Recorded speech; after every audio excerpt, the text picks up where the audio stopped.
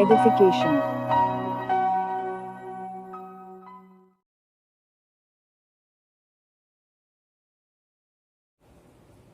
Good evening students, कैसे हैं? उम्मीद करता हूं अच्छे ही होंगे। पिछले इंग्लिश ग्रामर के पार्ट में हमने जाना था कि सेंटेंस क्या है और स्पीच क्या है, और किसी भी लैंग्वेज में, किसी भी भाषा में सेंटेंस और स्पीच का क्या महत्व है। आज हम लोग उसके अगले भाग में देखेंगे कि सेंटेंस क्या है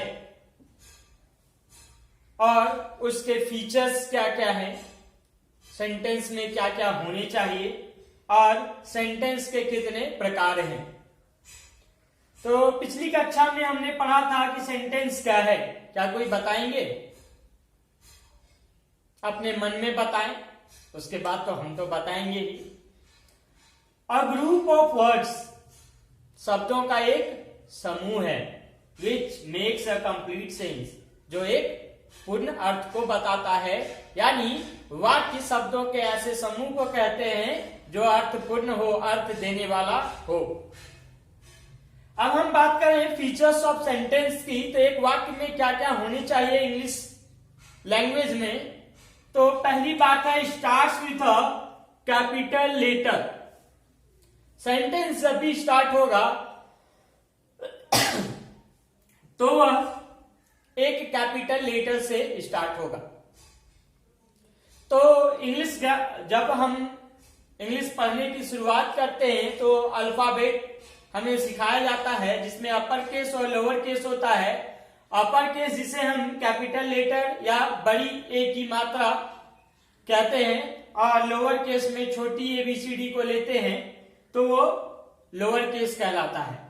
यहां पे हम क्या करें, तो सेंटेंस हमारा जब भी स्टार्ट होगा तो वो क्या होगा, वो कैपिटल लेटर से स्टार्ट होगा, यानी अपर केस से स्टार्ट होगा।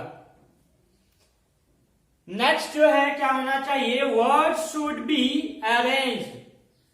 बात करें शब्द की, तो शब्द क्या होने चाहिए, व्यवस्थित होने चाहिए।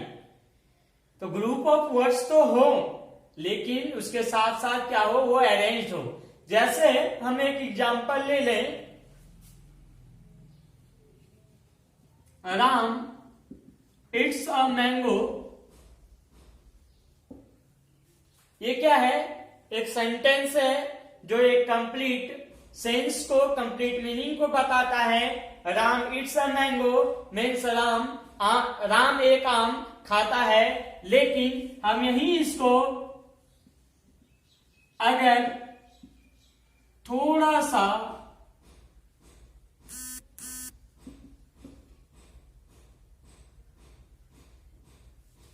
करते हैं,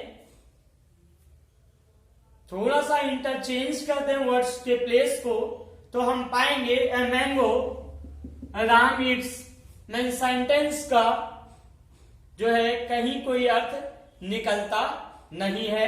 यानी वह सेंटेंस जो है वो मीनिंगलेस हो जाता है, और जब मीनिंगलेस हो जाता है तो वो सेंटेंस ही नहीं रह जाता है।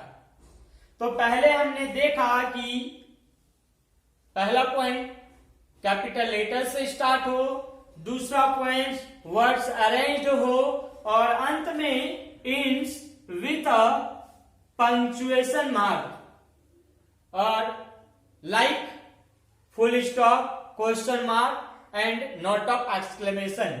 तो जो वाक्य जो है जब समाप्त हो जाता हो तो या तो वह फुल स्टॉप से या इंटरोगेशन मार्क से यानी क्वेश्चन मार्क से, और नोट ऑफ एक्सक्लेमेशन से यानी विस्मयादि बोधक जिसे कहते हैं, यानी आश्चर्य वाली बात कुछ हो तो हम उसका प्रयोग करते हैं। तो इस तरह से ये तीन बातें हम याद रखेंगे कि हमें सेंटेंस के लिए क्या क्या चाहिए। तो नंबर 1 कैपिटल लेटर से स्टार्ट हो, नंबर 2 वर्ड्स अरेंज हो, नंबर 3 इट्स पंक्चुएशन मार्क से हो। कैसे? Full stop, question mark and note of exclamation, विस्मयादि बोधक चिन्ह के द्वारा, प्रश्नवाचक चिन्ह के द्वारा और फुल स्टॉप के द्वारा, ध्यान रहेगा, यानी पूर्ण विराम चिन्ह के द्वारा। आगे हम लोग जाने टाइप्स ऑफ सेंटेंस, वाक्य के कितने प्रकार होते हैं इंग्लिश में। एक्चुअल में जो है अधिकांश इंग्लिश ग्रामेरियर जो है, अधिकांश इंग्लिश व्याकरण के विद्वान जो है वह वाक्य के 4 भेद ही बताते हैं, लेकिन हम यहाँ अपने सिलेबस के अनुसार या फिर अपनी जरूरतों के अनुसार हम एक अधिक भेद को पढ़ेंगे। हम बताएंगे कि क्यों ऐसा होता है। तो 5 भेद में पहला जो है वो असर्टिव सेंटेंस है, दूसरा इंट्रोगेटिव सेंटेंस है, तीसरा इंपेरेटिव सेंटेंस है, चौथा ऑप्टेटिव सेंटेंस है और पांचवा एक्सक्लेमेटरी सेंटेंस है। तब अगर हमसे यह प्रश्न आप लोग पूछ सकते हैं कि सर 4 होते हैं आपने कहा, तो 4 में से कौन कौन होते हैं और कौन नहीं होते हैं। तो एक्चुअल में ये जो ऑप्टेटिव है वो इंपेरेटिव के ही पार्ट होते हैं। अधिकांश जो विद्वान है वो इसे इंपेरेटिव में ही रखते हैं। उसके पीछे भी कुछ कारण है। जब हम लोग दोनों सेंटेंस को अलग से पढ़ेंगे तो हमें पता चलेगा कि एक्चुअल में ये जो ऑप्टेटिव है वो इंपेरेटिव का ही पार्ट होता है। अब हम देखते हैं कि पहला सेंटेंस जो है वो असर्टिव होता है, यानी एक सिंपल सेंटेंस होता है, स्टेटमेंट होता है, और हम विस्तार से पढ़ेंगे अगले पार्ट में, लेकिन अभी हम शॉर्ट में बता दें। ये एक स्टेटमेंट होता है कि हम जो कुछ बोलते हैं वो असर्ट करते हैं, स्टेटमेंट देते हैं, तो उसे असर्टिव सेंटेंस कहते हैं। हम जैसे कहें राम इट्स ए मैंगो, तो क्या हुआ, राम एक आम खाता है, यानी क्या हुआ, हमने एक स्टेटमेंट दिया कि राम आम खाता है। दूसरा जो है इंटरोगेटिव सेंटेंस है और यह प्रश्न पूछने का काम करता है। तो हम ऐसा कह सकते हैं जैसे ऊपर में Ram it's a mango, Ram एक आम खाता है, और हम इसको क्वेश्चन पूछ सकते हैं कि राम क्या खाता है।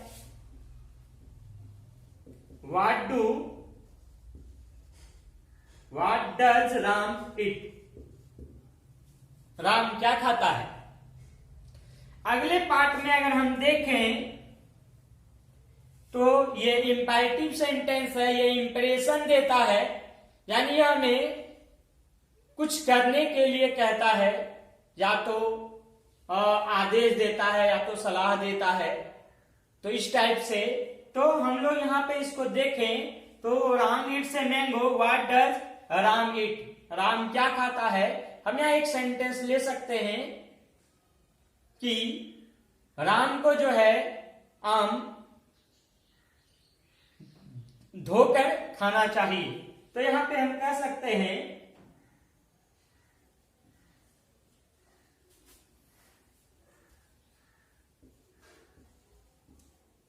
Wash mango before it.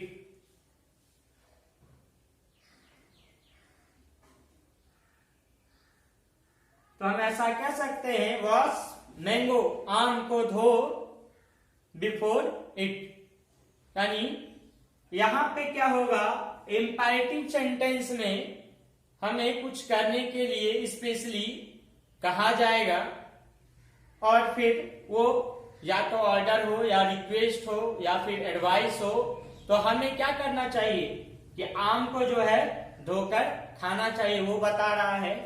अब करें ऑप्टेटिव की बात करें तो यह क्या होता है, मेनली यह प्रार्थना या कह सकते हैं किसी चीज की कामना के लिए या फिर दुआ बद्दुआ के लिए इसका प्रयोग किया जाता है। जैसे हम कहें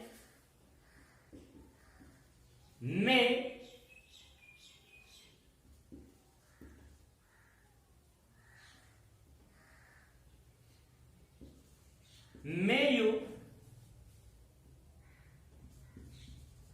pass the examination,